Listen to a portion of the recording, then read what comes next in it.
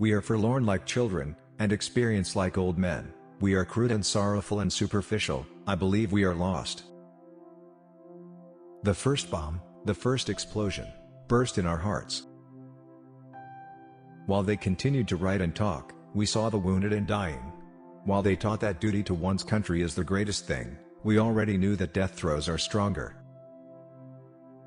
We loved our country as much as they. We went courageously into every action, but also we distinguished the false from true. We had suddenly learned to see. It is very queer that the unhappiness of the world is so often brought on by small men.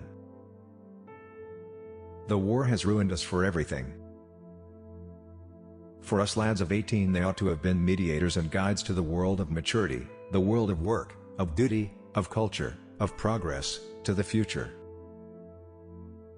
It will try simply to tell of a generation of men who, even though they may have escaped shells, were destroyed by the war. We are little flames poorly sheltered by frail walls against the storm of dissolution and madness, in which we flicker and sometimes almost go out. We are so completely played out that in spite of our great hunger we do not think of the provisions. Then gradually we become something like men again. We have lost all feeling for one another.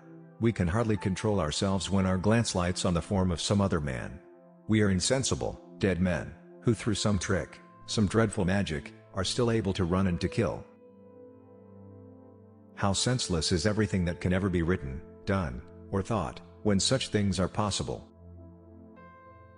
We are no longer untroubled, we are indifferent. Our knowledge of life is limited to death. We always see it too late. Why do they never tell us that you are poor devils like us, that your mothers are just as anxious as ours, and that we have the same fear of death? We were all at once terribly alone, and alone we must see it through. A hospital alone shows what war is.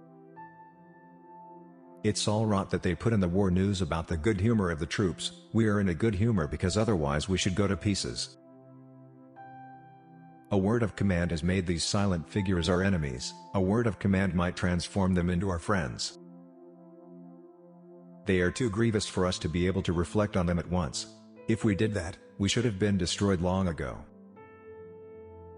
We are not youth any longer. We don't want to take the world by storm. We are fleeing. We fly from ourselves, from our life. We were 18 and had begun to love life and the world, and we had to shoot it to pieces. This book is to be neither an accusation nor a confession, and least of all an adventure, for death is not an adventure to those who stand face to face with it.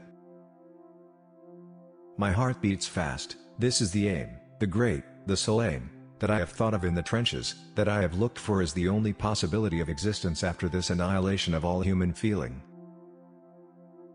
I soon found out this much: terror can be endured so long as a man simply ducks, but it kills, if a man thinks about it.